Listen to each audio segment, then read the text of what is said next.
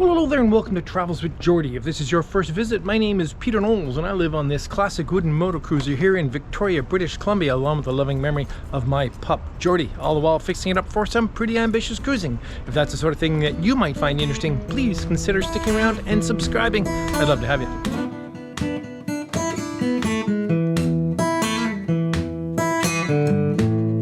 Well, yes, it's been a busy week, both here in Victoria doing brightwork on Geordie and up in Genoa Bay doing the work on that incredibly miserable yet satisfying aft bulkhead on MV Zephyrus.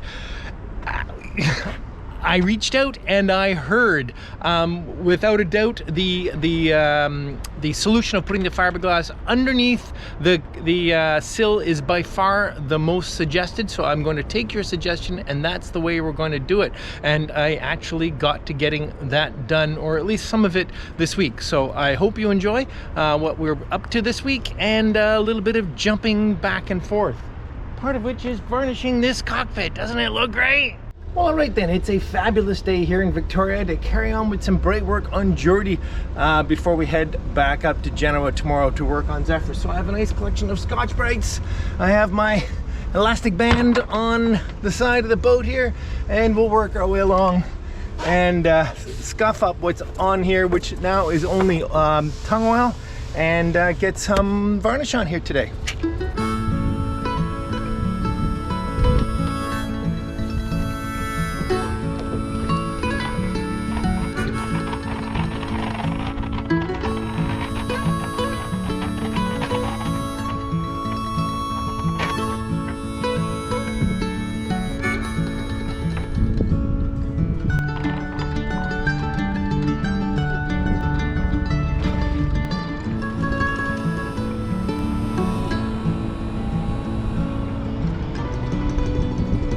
Alright then, done before 1 o'clock, and that was by far the easiest part of today. Now I have to move on to finish sanding, and now that I'm in the marina, there's no more power sanding, and I have to be very careful with dust management, but I do have to sand all these joints between the planks, and that is just slow hand sanding. That is just such a joy. Alright, get on with it. I'm stalling. Yes, you can see I'm stalling. What else could I do? No.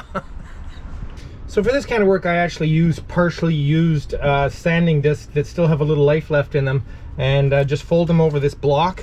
And if you've been watching along before, this is a special block I made with a chamfer on it that basically just sits in there against the sealant that's in there. Whereas this edge is a sharp edge, which I'll use down in those seams because they don't have sealant in them. They're actually open. They're actually ventilation slots, those ones. So yeah, nothing. I think even telling you about this is basically stalling. Okay. A great tool for detail sanding is just one of these putty blades, but a pretty stiff one. Try to find a very stiff one, and then again, same trick, wrap the sandpaper around it, and you can really drive it up into those corners.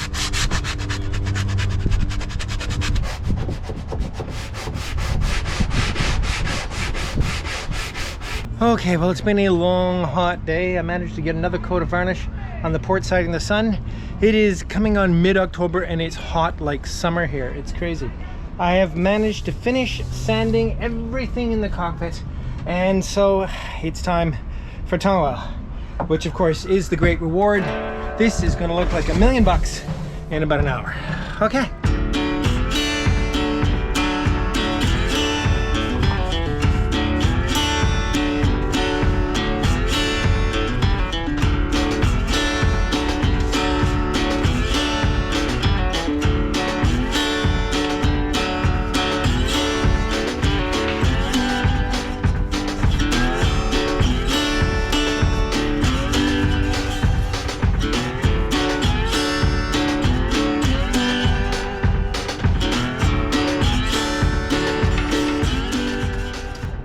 That's just marvelous. This is going to be the first time everything in the cockpit is finished at the same time. Well, we're not done because I have to blend in the tung oil between what was tung oiled a few months ago and what I just did, but that'll work fine. And then of course I have to varnish it, but that's actually the easy part. Okay, super pleased. Clean up, shower, beer. Good morning. So the oil has had a chance to soak in overnight, and I just I rubbed it down to make sure that there's no excess oil on the surface, and I am just so pleased. I love what tung oil does to mahogany. Now of course that looks fabulous, but of course it is very vulnerable to the environment until I get some varnish on it. Well, a couple of weeks is going to be fine.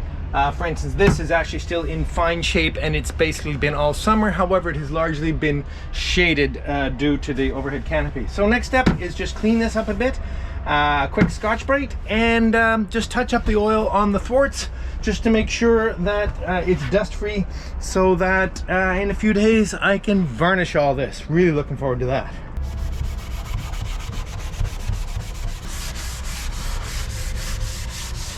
Okay then, everything oiled and rubbed down.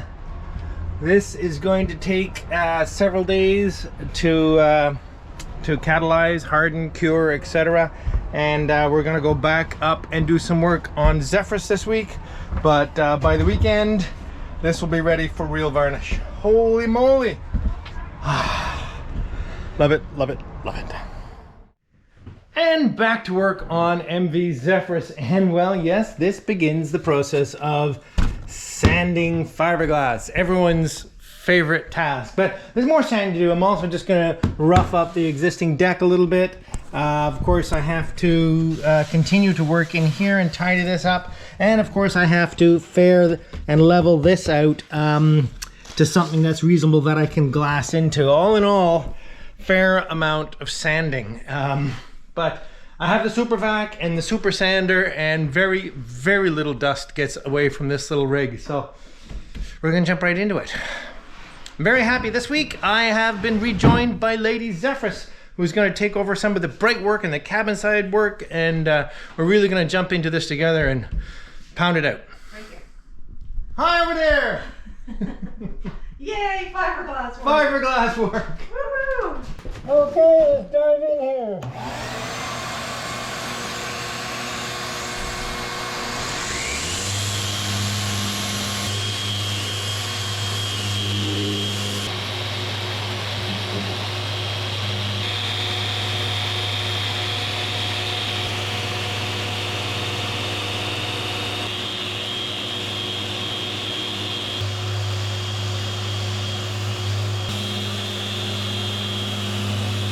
All right then, well, you can be very glad I didn't put you through that. That's been hours and hours of sanding to feather that up. That is awfully thick, but anyway, I'm very pleased with it.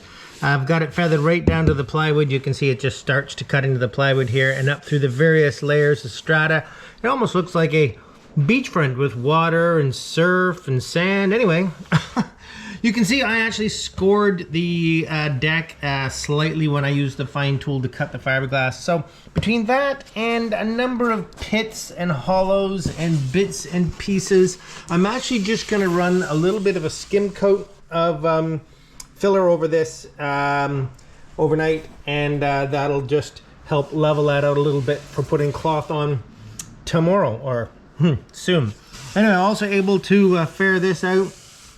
Worked out really well. You can see the strata again, various layers of fiberglass, this quite thick blue layer, and this layer here is the urethane construction adhesive, and it's all fared nice and smooth now.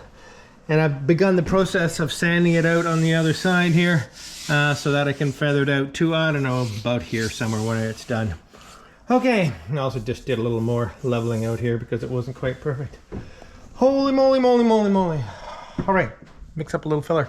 So I have laid just a little filler in, just of the worst of the voids, so that when I lay the glass on, I just don't know, is it gonna like fall into these? I don't know. Anyway, we'll see. And I've had a little more filler in over here because of course this is a gargantuan hole that will have to be faired up in a bit. So I'm feeling pretty good actually. Thank gosh for Lady Zephyrus that ran out and got us some more sandpaper, because we went through a heck of a lot of sandpaper cutting through this turquoisey stuff. Okay, all right, time for a shower for me. And I hate to admit, because Lady Zephyrus was mostly running around solving my problems today, She's only just getting started on her sanding. Oh, well, no, she's done her sanding. You're just starting to varnish, aren't you? Just starting. Ooh, shiny. Is it shiny? Oh, it's so shiny. I did tell the viewers that you are a much more meticulous varnisher than I am. Yeah, meticulous is my middle name. Okay, I'm gonna go jump in the shower.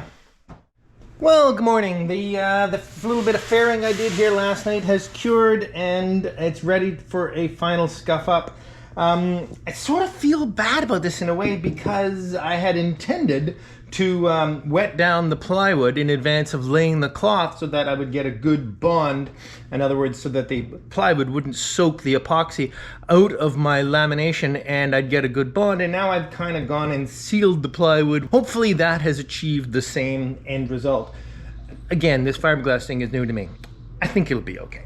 I've also laid in a ton more filler in here, and of course I'm not very happy with it. It's sort of a bit of a mess, but I needed to get enough in and relatively flat so I can fair that up and then get ready to lay glass up. I'll roll glass up, I don't know, about to here somewhere.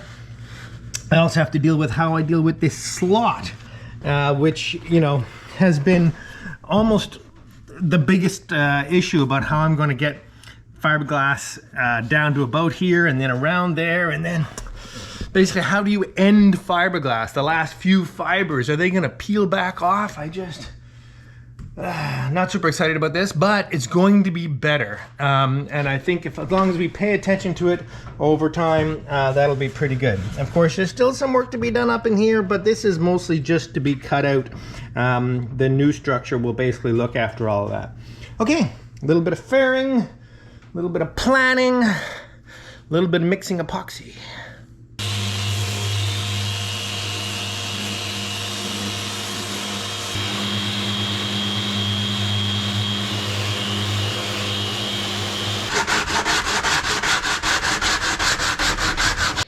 Okay, well, this is where the rubber meets the road. I think I have prepped this well enough to do what I need to do. Enter 10-ounce fiberglass cloth. So what I intend to do, if I bring you a little closer, is because of course the cabin tops are going to be rebuilt properly sometime in the future, but not for several years. I'm going to put two layers of cloth on. One I'm going to bring to the edge of this feathering, with the exception of on the sides where I'm going to bring it in to about there to overlap it a bit, and then fold it in up. This is all nice and easy now, thanks to your great advice. And I'm going to come up the side, I don't know, how about to here somewhere that sort of seems manageable, and then sort of fish it in through the little slot here. And then the second layer of cloth will also go underneath the sill. It'll come up the feathering here, a little higher up here, and out over the edge outside here to about where I've cleaned it up to, about there, and it'll end up being feathered off there, and obviously there'll be a fair amount of filler. Of course, I have this nasty little area here. I haven't really done anything tidy here. I'm going to put a thickened epoxy fillet in here before I get going and run the fiberglass up there and just seal the heck out of that so it does not leak for the next couple of years. And otherwise, I'm also going to put a fillet in here so that this stays good and strong. And of course, because there's a fillet there now, I'll have to cut a radius on the edge of the sill, but I actually feel pretty good about that. Anyway, okay, time to unroll some fiberglass and cut it and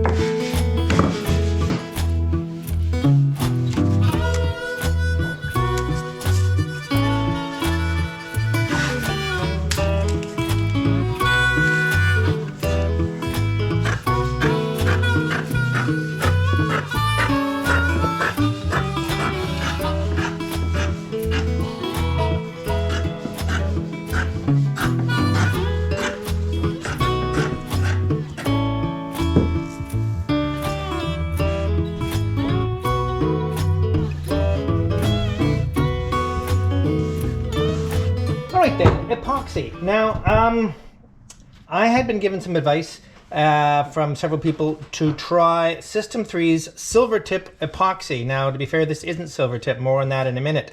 Normally, I'm a West System guy. I've been using West System for the limited amount of epoxy work I've done most of my life. Apparently, this is a very, very good product to work with for fiberglass layup. So, while I was in the store buying silver tip, I had my hand on a gallon of silver tip, and by the time I picked up the epoxy, the hardener, and moved over, for some reason, this bottle is not silver tip, it's general purpose. It's what I have, it's what we're gonna go with. I went with the slow catalyst. It mixes 2 to 1. I have lots of jugs, spreaders,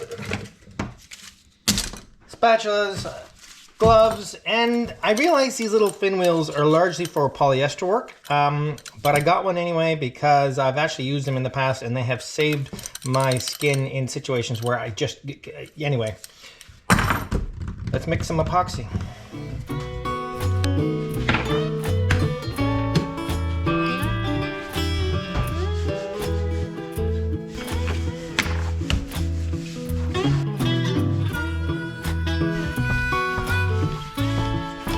I'm going to take out a little of this epoxy to make a separate little batch of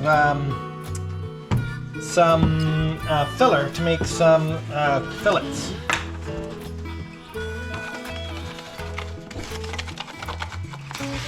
There we go, nice fillet material.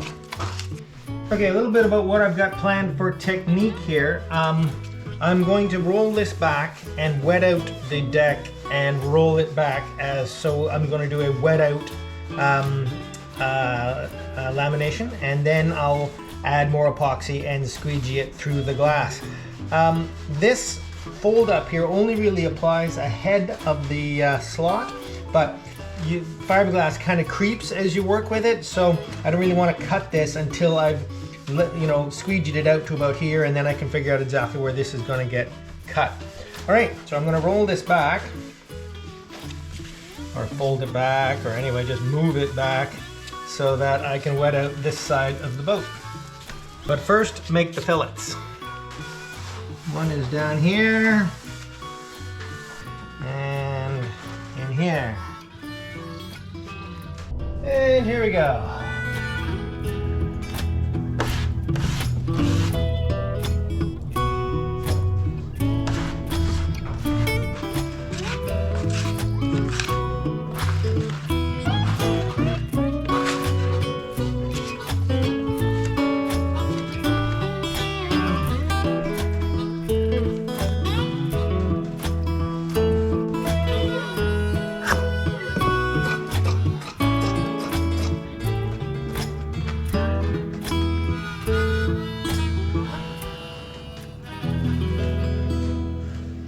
Well.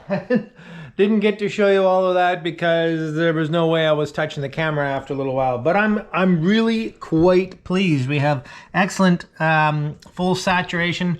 The cloth is definitely well saturated. And out here, I tell you, it was a bit of a fiddle to get it, and I knew it would be a pain to wet it out over this edge. So the first one stops at the notch there, and I'm just really waiting now for it to gel up a little bit to get ready for a second hot coat. We're only going to do the section that's underneath the bulkhead and where it rolls over the edge. All right then, second layer. Start some wetting out here.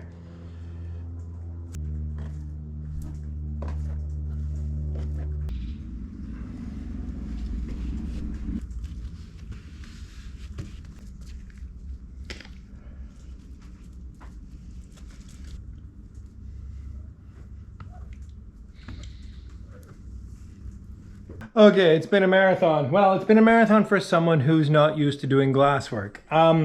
Second layer along the front and a second layer all the way along the side here, which comes down to about there. So by the time that fares out, that'll be super strong. Now, of course, in time, we'll have to work our way out from there, but I'm actually really pleased. Showering a beer. Well, and good morning. So this has largely set up. It's still just a little bit tacky, but that's a good point from what I understand, that I can now start to put some of the filler in to fair it so that it's nice and smooth in preparation for getting ready for putting the sill in. Okay, so I'm just gonna see how this goes. I didn't really know how thick to make it. We'll find out in a minute. All right. Let's just put a little of this on here and see how this goes. Actually seems quite satisfying. Fill in that cloth. Actually, I'm squeegeeing this all up. I think this is far too thin, and I'm going to thicken it up a bit. Okay, let's try this significantly thicker blend. That feels more like it. Yeah, there we go. Now for now I'm going to have to prioritize under the sill because I don't have enough filler.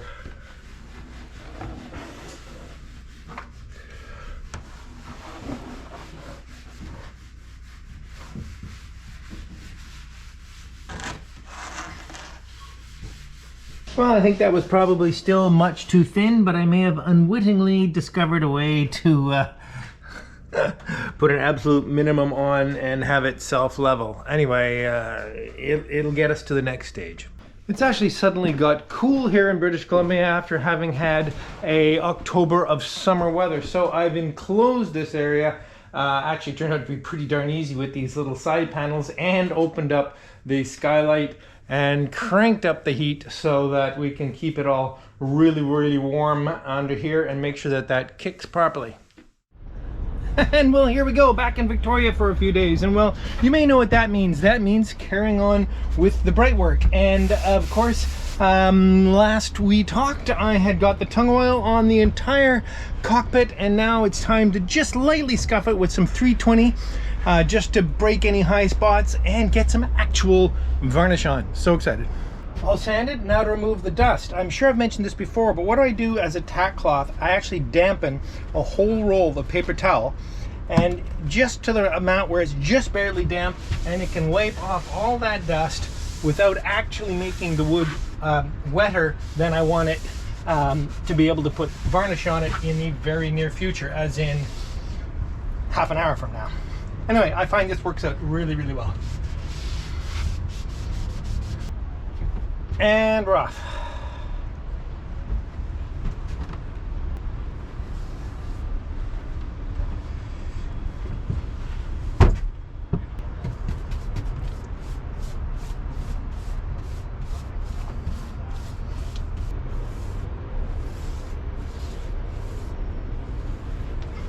Well, I gotta say, I am so pleased to be able to get all of this varnished in an hour in the middle of October, and I swear it's still like August weather here. I don't know what's going on. It's not good, but it's convenient right now. Now you will notice I have not varnished the actual lifting section of the thwarts. I'm going to consider them a separate project, largely because I needed some surface to be able to set stuff on and kneel on and sit on. So I'm actually going to remove those and varnish them as a separate project, because if you watched me install them, I also have to varnish the upper edge and inside the hinge and stuff like that. So there's a bit more to it. So anyway, happily got one coat on. If I get 2 coats on this year, I'm fine till spring, generally. Anyway, I want to send a big shout out and thanks to Scott Oderkirk of the Wooden Boat Experience. Hope you haven't minded me wearing your shirt as a work shirt. I was keeping it for good, but with it so hot, it was just a perfect white, cool shirt. Anyway, if you haven't checked out Scott's Wooden Boat Experience, fantastic wooden boat channel, I'll put a link down below. And if you haven't seen the episode where Scott gifted me with a beautiful stained glass window depicting Geordie, it's just absolutely gorgeous, because That's his other love, stained glass. I'll send a link, put a link down below also to that episode. Be sure to check it out. Well, hello there and welcome to the Travels with Geordie Beer of the Week, coming to you this week from Victoria's beautiful Inner Harbour. Straight to the pier. Now this is another beer of the 4 that were sent by very kind Rick Laporte. This is from Gayan Brewery. It's the 1772 India Pale Ale. Gayan Brewery is in Prince Edward Island, a tiny little island on the east coast of Canada. Now, because this is an East Coast India Pale Ale, or IPA, I suspect it's going to be more of what I was familiar with when I lived on the East Coast, and not the very hoppy, relatively strong floral IPAs of the West Coast. But anyway, we'll find out as he checks to see if his glass is clean. What an amazing week. More sunshine, endless sunshine. Of course, half of it the week I've been in the shed in Genoa working on MV Zephyrus, but I'm so grateful to be catching up on my brightwork here in Victoria on MV Geordie. I really got lucky on that. All right, okay, so an East Coast IPA from Gayan Breweries. Thanks, Rick.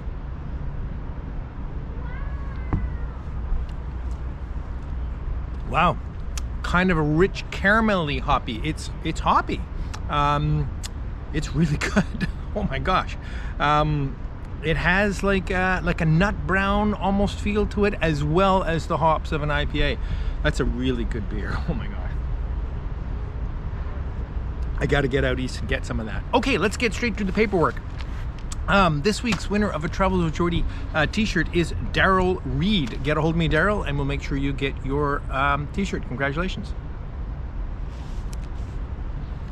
I'd like to thank 2 new patrons that came aboard this week. Thanks so much to Matthew, Aaron, Hankinson. Thank you, Matthew, as well as Jason Giddings. I'm so grateful for you both coming aboard. It means a lot. Cheers. And as well, a new supporter via PayPal, and that's Joseph Little. Thank you ever so much, Joseph. I really appreciate the generous donation.